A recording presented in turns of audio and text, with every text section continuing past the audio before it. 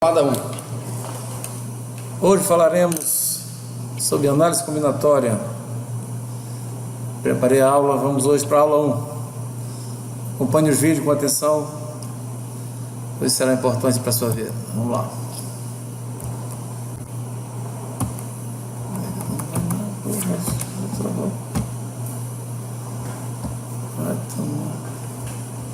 A análise combinatória. O que é a análise combinatória?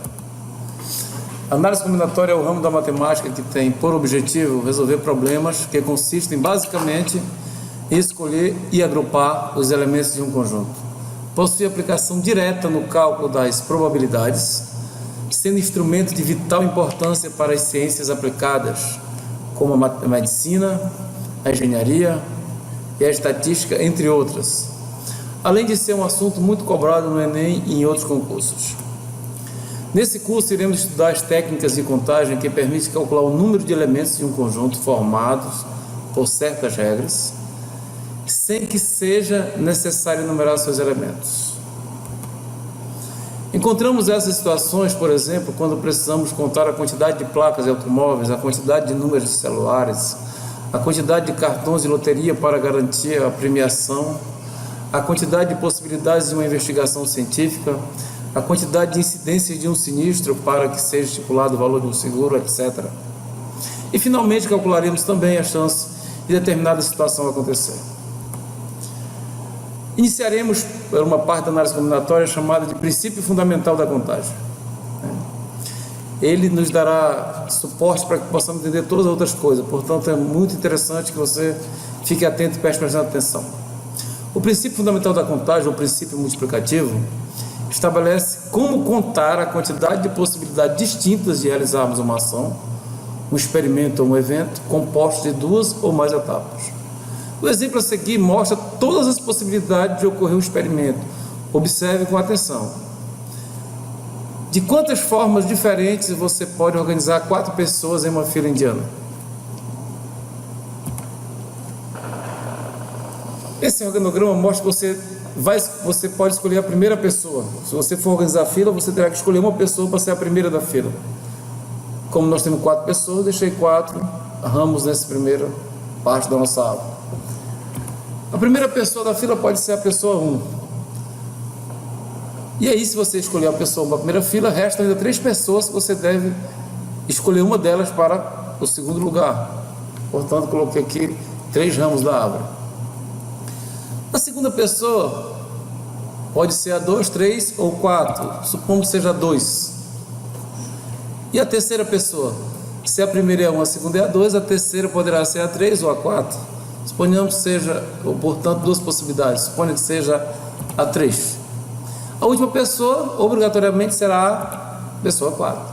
Ou então também poderíamos ter a pessoa 1, pessoa 2, a pessoa 4 e por último a pessoa 3, portanto 2 filas diferentes, pessoa 1, 2, 3 e 4, pessoa 1, 2, 4 e 3.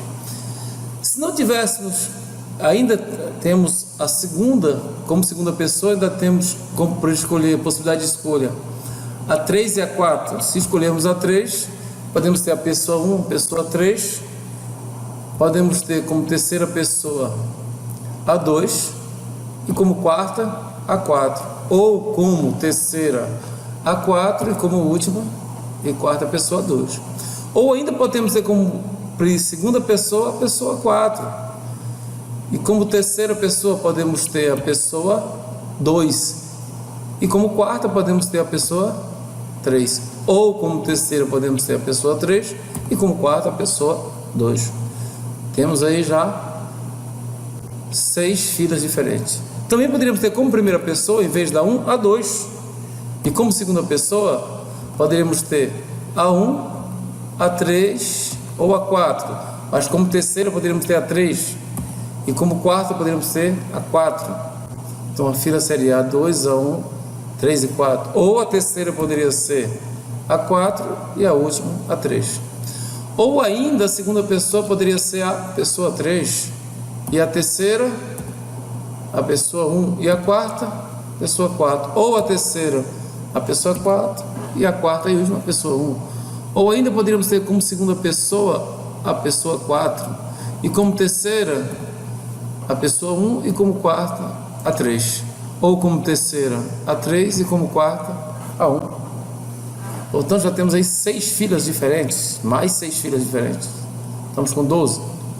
Ou poderíamos ter como primeira pessoa a 3 e como segunda a 1, como terceira a 2 e como quarta a 4. Ou ainda como terceira a pessoa 4 e como quarta a 2. Mais 2 filas.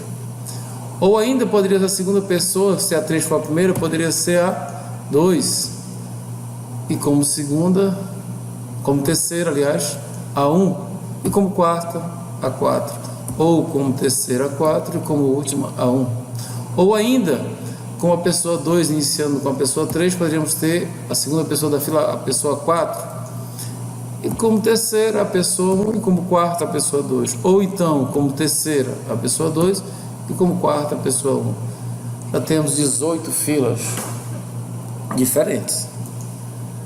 Ou ainda poderíamos ter como a primeira pessoa a 4, como segunda a 1, como terceira a 2, como quarta a 3, ou ainda como terceira a 3 e como quarta a 2. Ou poderíamos ter ainda como segunda pessoa a 2, como terceira a 1 e como quarta a 3. Ou então como terceira a 3 e como quarta a 1. Finalmente, as últimas possibilidades, poderíamos ter como segunda pessoa a 3, como terceira a 1 e como quarta a 2. Ou ainda como terceira a 2 e como quarta a 1. Verifique que, no entanto, temos 24 possibilidades no total. Se você tentar organizar 4 pessoas em fila, será uma dessas aqui, você não consegue uma fila diferente.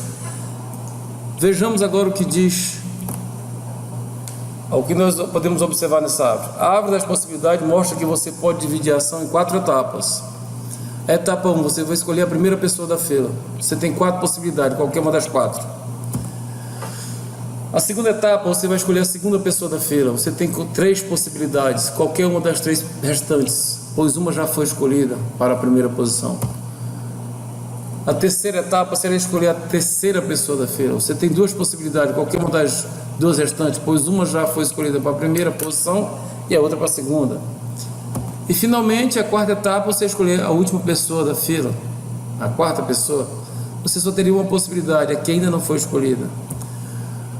O princípio fundamental da contagem, o PFC, garante que para você determinar a quantidade de possibilidades de uma ação ser realizada, basta calcular o produto entre as quantidades e possibilidades das etapas em que a ação foi realizada.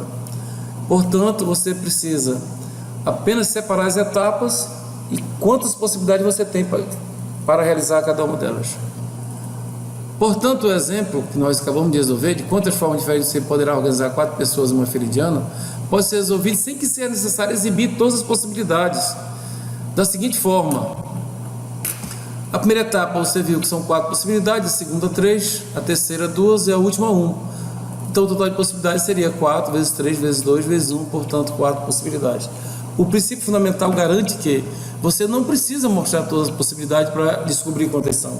Basta descobrir quantas possibilidades você tem em cada etapa. Portanto, o que é importante é definir as etapas em que você vai resolver o problema, contar as possibilidades e finalmente é só multiplicar esses valores. De forma geral, o princípio fundamental da contagem pode ser enunciado da seguinte forma: se uma ação E pode ser totalmente realizada através das etapas E1, E2, E3 até a última, que eu chamei de N, e a decisão 1,